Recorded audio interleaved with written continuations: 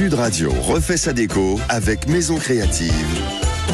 Sandrine De Bruyne. Bonjour Sandrine. Bonjour Laurence. Directrice de la rédaction de Maison Créative, et belle année quand même. Et très belle année à vous tous. Allez, avec vous, on va parler des tendances déco 2024. Alors, est-ce qu'elles vont nous séduire, ces tendances ? Alors, je ne sais pas, mais en tout cas, la maison est toujours un lieu d'expression, où laisser libre cours à ses envies en matière surtout de couleurs, de motifs, de textures aussi. Alors, combinant bien-être, douceur, plaisir en 2024, il n'est absolument plus question de se conformer à des styles très préétablis. La déco n'a plus peur de l'extravagance. Allez. Alors, on plonge dans un Éden un peu futuriste au service du bien-être, du durable surtout.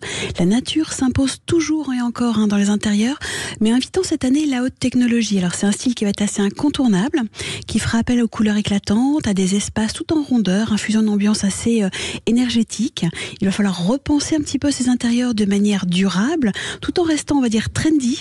Et c'est possible, la sustainable, ce qu'on appelle le durable, la durable attitude. Sustainable attitude. Et de mise. C'est quoi, ça ? Tout simplement, ça veut dire durable. Bon bah voilà. C'est plus joli comme ça.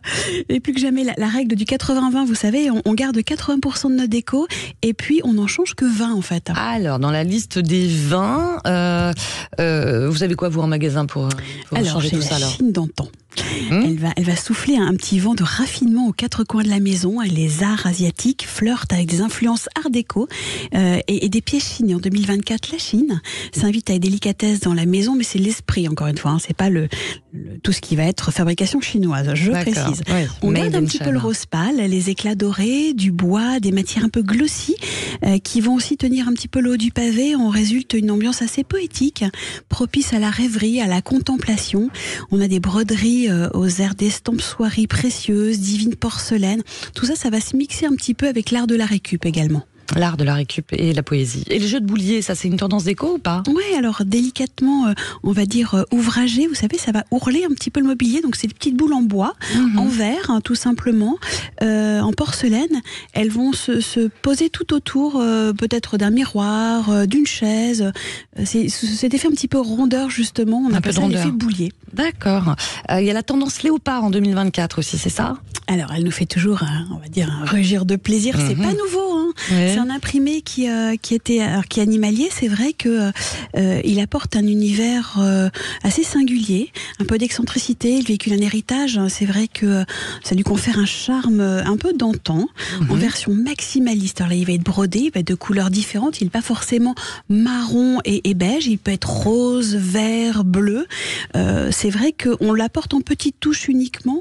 On va rendre hommage à cette super antiquaire décoratrice qui était Madeleine Castin, qui déjà a fait fi à l'époque de la rigueur du modernisme et puis qui a réinjecté cette extravagance, petite poésie aux intérieurs. Donc on garde en 2024, c'est plus un argument luxueux, il reste très élégant.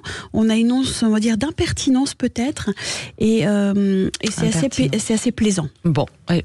Alors on passe directement aussi sous les spotlights des tropiques. Je suis en train de lire votre relance, je ne sais pas du tout ce que ça veut dire. Sous les spotlights des tropiques, ce petit côté un petit peu, vous savez, en ce moment on est dans le dry January.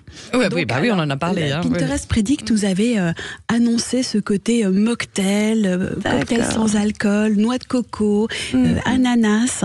Et ben en 2024, c'est une tendance en fait qui non seulement n'est pas que pour les boissons, mais qui va aussi se décliner dans la décoration intérieure.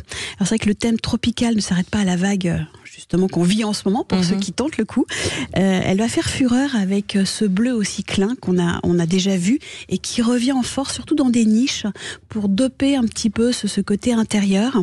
Alors c'est une beauté qui va être inspirée, qui a été inspirée par la Gen Z et les millennials. En fait, c'est une tendance qui va flotter un petit peu sur les peaux, souvent en maquillage et en mode. Et ben nous, on va mettre du bleu également, du bleu de chauffe, comme on l'appelle, en hommage aux années 60 sur les murs.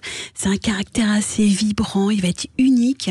Il va rendre un peu une pièce assez captivante. C'est vrai que tout d'un coup, il va donner un peu de relief, il va surprendre, il est assez fort. Et le bleu, tous au froid. Voilà, le bleu tout sauf froid. Il est prévu de redescendre sur la terre ferme aussi, côté déco. Oui, je sais que vous aimez bien ce côté un peu... Restons ancrés sur la terre ferme. Soyons concrets. Soyons concrets, mais c'est surtout cette terre qu'on veut rustique. Un brin romantique, c'est une tendance en fait qui propose un retour aux sources tout en douceur. On va être un peu dans une campagne anglaise. On aime tout ce qui est fait main, évidemment. La peinture sur verre, le vitrail, le crochet. Si on a un petit jardin et on ouvre les fenêtres sur l'extérieur, c'est hyper important. Et ben voilà. Merci beaucoup Sandrine De Bruyne. Réécoutez bien sûr en podcast sur sudradio.fr. Et on vous poste des jolies photos sur les réseaux sociaux. Ben voilà. À très vite. Vous parliez de jardin. On part tout ce jardin.